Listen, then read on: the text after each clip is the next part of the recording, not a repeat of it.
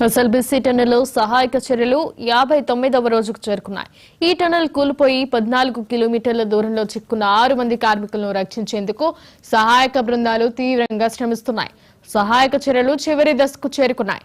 ఇంకా 6 మృతదేహాల కోసం శోధన కొనసాగుతోంది.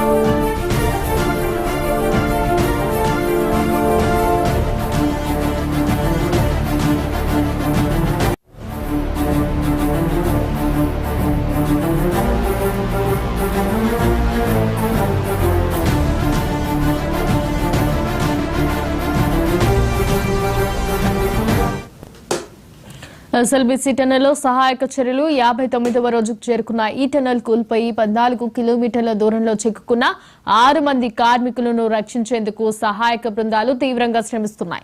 ఇదే అంశంపై మరింత సమాచారాన్ని మా ప్రతినిధి గురుప్రసాద్ అందిస్తారు. గురుప్రసాద్, చెప్పండి. ఫిబ్రవరి 22న జరిగిన ఇన్సిడెంట్ ఆ తర్వాత 8 మంది కార్మికులు అందులో చిక్కుకున్నారు. ఇప్పటికే 2 మృతదేహాలను వెలికి తీశారు, కుటుంబ సభ్యులకు అప్పచెప్పారు. కానీ మరో 6 కార్మికుల మృతదేహాల గాలింపు చర్యలు ఇంకా కొనసాగుతున్నాయి. 59వ రోజుకు రెస్క్యూ ఆపరేషన్ కొనసాగింది. రెస్క్యూ ఆపరేషన్ వేగవంతం చేసేందుకు ఈ నెల 24వ తేదీ వరకు కూడా డెడ్ లైన్ విధించారు. డెడ్ లైన్ కూడా సమీపిస్తున్న తరుణంలో ఇంకా వారి జాడ తెలియరాలేదు. పెద్ద ఎత్తున సహాయక చర్యలు కొనసాగుతున్నాయి. 12 ఏజెన్సీ బృందాలు ఇందులో పాల్గొంటున్నాయి. 24/7 అంతా కూడా శ్రమిస్తున్నారు. ముఖ్యంగా D1, D2 ప్రాంతాల్లో కూడా పెద్ద ఎత్తున తవ్వకాలు జరిపారు. మీటర్ల కొద్దిగా మట్టిని, పెద్ద పెద్ద బండరాలను కూడా బయటికి తీసి దానికి వెనక్కి పంపిన పరిస్థితి.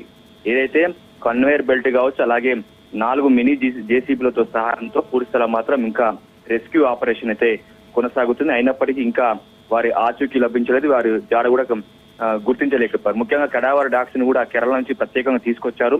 మానవ అవశేషాలు ఉన్న ప్రాంతాలను కూడా అవి గుర్తించాయని చెప్పారు. కానీ అక్కడ కూడా తవ్వకాలు జరిపినప్పుడు కూడా దాంట్లో మాత్రం పురోగతి లేదు. ఈ నేపథ్యంలో 2 నెలలు కావస్తుంది కాబట్టి ఇంకా 6 కార్మికుల ఆచూకీ మాత్రం ఇంకా లభించలేదు.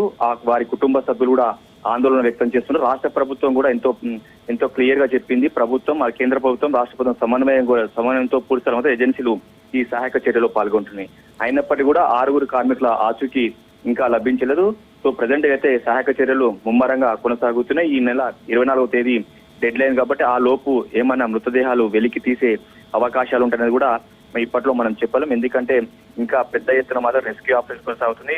సీపేజ్ ఊట పెద్ద ఎత్తున వచ్చి చేరుతుంది. అలాగే బురద, అలాగే మట్టి పెద్ద ఎత్తున ఉంది. అలాగే టన్నెల్ బోరింగ్ మిషన్ విడిభాగాలను కట్ చేసి వాటిని కూడా వెనక్కి తీసుకొస్తున్నారు. చాలా అది 10 మీటర్ల వ్యాసత్వంతో ఆ టన్నెల్ ఉంటుంది. ఎగ్జిట్ ఎక్కడ లేదు కాబట్టి మళ్ళా బ్యాక్ దాదాపు 13 కిలోమీటర్లు వెనక్కి తీసుకోవాల్సి వస్తుంది. పూర్తిగా లోపల అయితే విడిభాగాలు కావచ్చు, మట్టి కావచ్చు, బురద వీరట్టిని కూడా తీసుకురావడం పెద్ద టాస్క్ గా మారింది. ఈ నేపథ్యంలోనే ఇంత ప్రాసెస్ జరుగుతుంది. దాదాపు 2 నెలలు కావస్తుంది కాబట్టి ఖచ్చితంగా 6 కార్మికుల ఆచూకీ లభిస్తే ఆ మృతదేహాలను వెలికి తీసిన తర్వాత మళ్ళీ ఎస్ఎల్బీసీ టన్నెల్ పనులు పునఃప్రారంభం అవుతాయి. అయితే ఇప్పటి కూడా రాష్ట్ర ప్రభుత్వం చెప్తూనే ఉంది, ఖచ్చితంగా ఎట్టి పరిస్థితుల్లో మాత్రం 6 కార్మికుల మృతదేహాలను వెలికి తీసే పనిలో ఉన్నాం. ఖచ్చితంగా డెఫినెట్లీగా 12 ఏజెన్సీలు కూడా పనిచేస్తున్నాయి కాబట్టి మరికొంత సమయం పట్టే అవకాశం, ఎట్టి పరిస్థితుల్లో మాత్రం ఆ మృతదేహాలను వెలికి తీసి వారి కుటుంబ సభ్యులకు అప్పచెప్తామని చెప్పి స్పష్టం చేస్తోంది.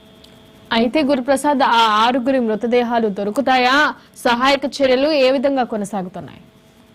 నిరంతర ప్రక్రియ కొనసాగుతూనే ఉన్నాయి. ఏదైతే ఫిబ్రవరి 20 నుంచి కూడా పెద్ద ఎత్తున మాత్రం లోపల సహాయక చర్యలు అయితే కొనసాగుతున్నాయి. అధునాతన టెక్నాలజీని ఉపయోగించారు. కెడావర్ డాక్స్ ని తీసుకొచ్చారు.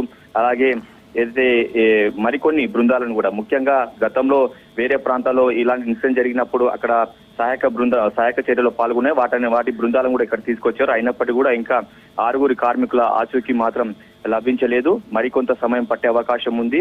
24/7 మాత్రం ఇంకా శ్రమిస్తూనే ఉన్నారు. షిఫ్ట్ల వారిగా పనిచేస్తున్నారు. దాదాపు 600 మంది సిబ్బంది అంతా కూడా ఈ రెస్క్యూ ఆపరేషన్ లో పాల్గొంటున్నారు. సో ఏది ఏమైనప్పుడు కూడా 6 కార్మికుల ఆచూకీ మాత్రం లభించలేదు. D1, D2 ప్రాంతాలు మాత్రం పెద్ద ఎత్తున తవ్వకాలు జరిపినప్పుడు ఆ ప్రాంతాల్లో అయితే టనెల్ బోరింగ్ మిషన్ ముందు భాగంలో ఉంటుంది కాబట్టి 13.5 కిలోమీటర్ల నుంచి ఆ ముందు భాగం 500 మీటర్లు ఉంది. ఆ ప్రాంతంలోనే వాళ్ళు చిక్కుకున్నట్లు తెలుస్తుంది. అయితే ఆ ప్రాంతం అంతా కూడా డేంజర్ జోన్ గా ఇప్పటికే అధికారులు ప్రకటించారు. ఆ ప్రాంతానికి వెళ్ళొద్దని కూడా ఆ సిబ్బందికి ఆదేశాలు జారీ చేశారు. ఎందుకంటే పైకప్పు పూర్తిగా కూలిపోయింది కాబట్టి మరింత పెచ్చులు ఊడిపోయి పూర్తిగా పైనుంచి మట్టి కూడా కిందికి వచ్చే అవకాశం ఉంది కాబట్టి మరి పెను ప్రమాదంగా మారే అవకాశం ఉంది కాబట్టి ఆ ప్రాంతానికి వెళ్ళొద్దని చెప్పారు. సో ఆ 500 మీటర్ల ప్రాంతంలో ఏదైతే ఉందో మట్టిని కానీ ఎలా తీయాలన్న దానిపై పోలీసులు దృష్టి సారించారు. సో మరికొంత సమయం పట్టే అవకాశం ఉంది. అయితే మృతదేహాలు మాత్రం పూర్తిగా దెబ్బతినిపోయే అవకాశం ఉంటుంది. ఎందుకంటే దాదాపు 2 నెలలు కావస్తుంది కాబట్టి ఆ మృతదేహాలు ఏ విధంగా ఉన్నది కూడా మనం ఊహించలేము. ఏది ఏమైనప్పుడు కూడా రెస్క్యూ ఆపరేషన్ అయితే కంటిన్యూగా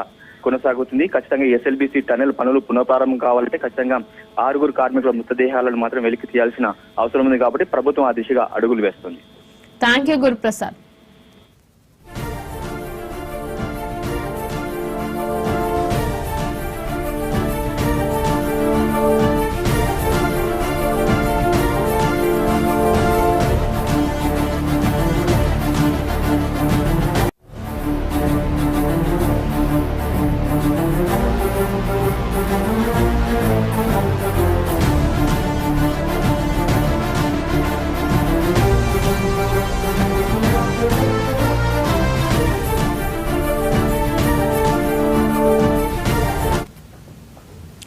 SLBC టన్నెల్లో సహాయక చర్యలు 59వ రోజుకు చేరుకున్నాయి.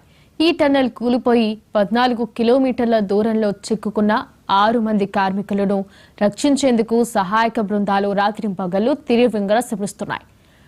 సహాయక చర్యలు చివరి దశకు చేరుకున్నాయి. ఇంకా 6 మృతదేహాల కోసం శోధన జరుగుతోంది.